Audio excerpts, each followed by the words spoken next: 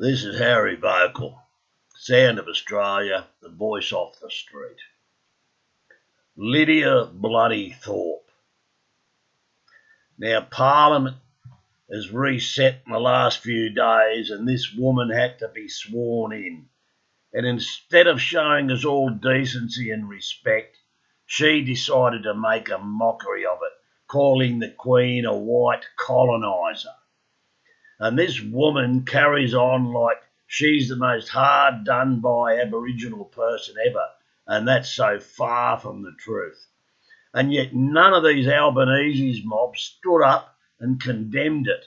And yet last week, when Pauline Hanson walked out of Parliament because she is sick and tired of welcome to country ceremonies, she was criticised from all points. And yet this woman makes a mockery of our system, walking in with a black power salute, and no one says jack. And I, like most Australians, agree with Pauline. Where did this come from? That Ernie Dingo or someone started, and it was never a part of the culture.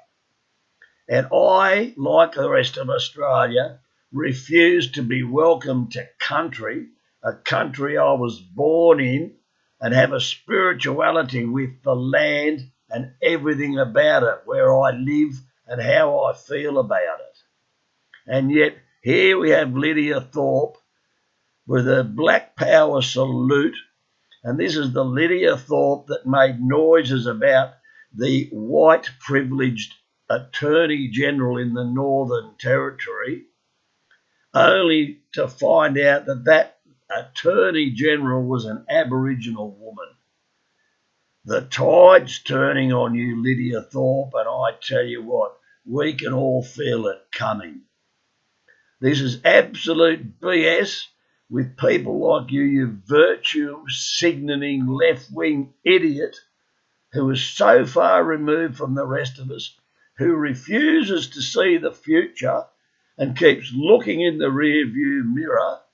And yes, there may have been atrocities or all sorts of issues that went on, but we weren't to blame. We are the ones doing all the work and trying to make a future.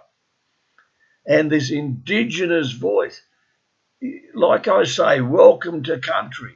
Well, why is it that way? Because no one is totally Indigenous or Aboriginal anymore. And meanwhile, while the cost of living and everything's gone through the roof and the world's a mess, all this bloody Albanese and his cronies can do is say that they were left with a mess from the coalition, just like the coalition was left with a bigger bloody mess last time Gillard and Rudd and their cohorts were in.